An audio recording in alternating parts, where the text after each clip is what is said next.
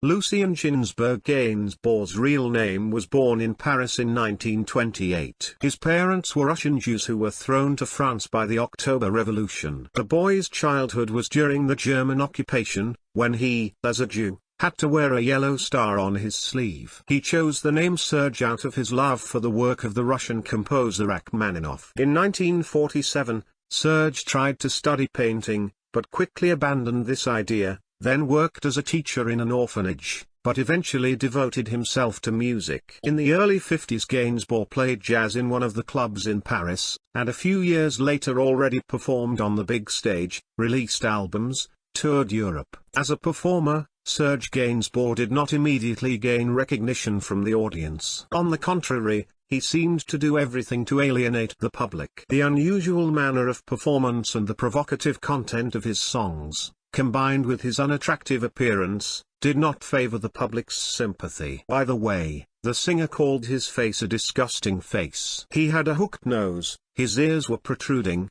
and from a young age he hated his reflection in the mirror. But gradually Gainsbourg won the hearts of listeners without changing his creative credo. Recognized and adored by the public as a musician, he was constantly balancing on the edge of the permissible, and sometimes even went beyond it. Once the singer performed Marseillaise dressed in a German military uniform as if it was not him who wore the yellow star. The musician regularly shocked the public with cynical and too frank songs, even preached the theme of misogyny in his work. A vivid example of Gainsbourg's epathetic creativity was the song I Love You, I Don't Love You Either, accompanied by women's oohs and sighs. You've probably heard the song. It was banned in several countries and condemned by the Pope. Gainsbourg first recorded the song with Brigitte Bardot, but she asked that it not be aired. Then the musician recorded it with another lover, Jane Birkin. That record became a hit. Not distinguished by his beauty, the singer attracted women like a magnet. None could resist his extraordinary charisma. His first wife was an aristocrat, Elizabeth Levitskaya, from a noble family of emigrants from Russia, with whom they studied together at the Art Academy. Their marriage lasted 6 years. Gainsbourg was married for 2 years to the jealous Princess Françoise Antoinette Pancrazzi, who came from a family of wealthy industrialists. She was called Princess Galitzina, after the surname of her first spouse. The marriage produced a daughter,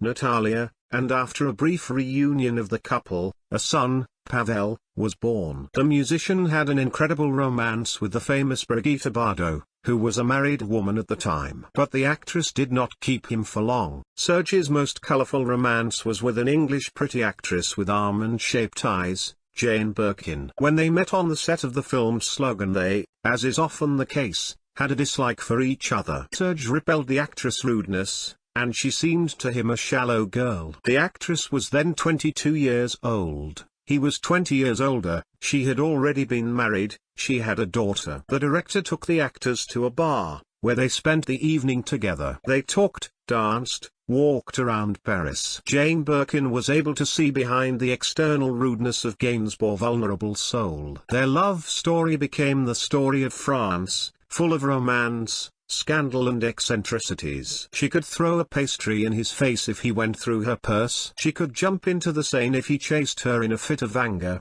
and then calmly get out of the river, merrily continuing their walk together. He adored such grand antics of his beloved. The couple were called Beauty and the Beast. Their de facto marriage lasted 12 years, but still broke up because of Serge's fondness for hot drinks. The daughter of Gainsbourg and Birkin, Charlotte, later became a famous actress. Serge did not stay alone for long. A young beautiful German model and singer Caroline von Paulus Bamber appeared in his life again and gave him a son, Lucien. The young man became a musician like his father in the future. 60-year-old Serge Gainsbourg's life was cut short in 1991 by a heart attack, his fifth. Until his last days with him was Bamber, but with Birkin he retained a warm relationship, calling himself second daddy to her third daughter from another man. He became her godfather. The funeral of the musician was attended by famous French actors, important people, as well as French President François Mitterrand. In his farewell speech,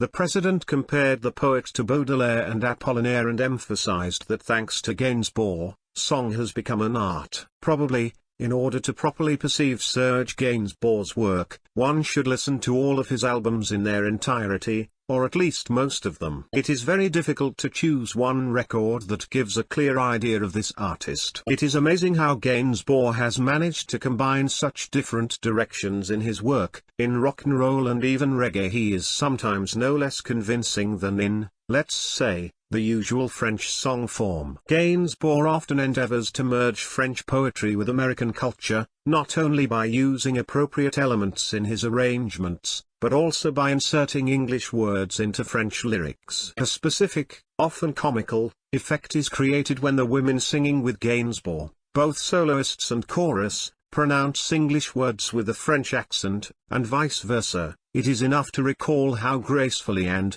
for many, clearly sacrilegious Gainsbourg mocked the Marseillaise by turning it into languid reggae. It is worth noting that Gainsbourg is above all lyrics. It is not by chance that in his late period he hardly sings anymore, preferring melodeclamation. The lyrics, most often either full of bitterness or lewd and provocative. Sometimes it seems that Serge Gainsbourg's songs contain too much of all this, longing, expectation and despair. Serge Gainsbourg's songs have been performed by some of the most starry artists in France and around the world, including Jane Birkin, Brigitte Bardot, Catherine Deneuve, Isabella Gianni, Vanessa Paradis, Dalida, France Gall, François Hardy and many others.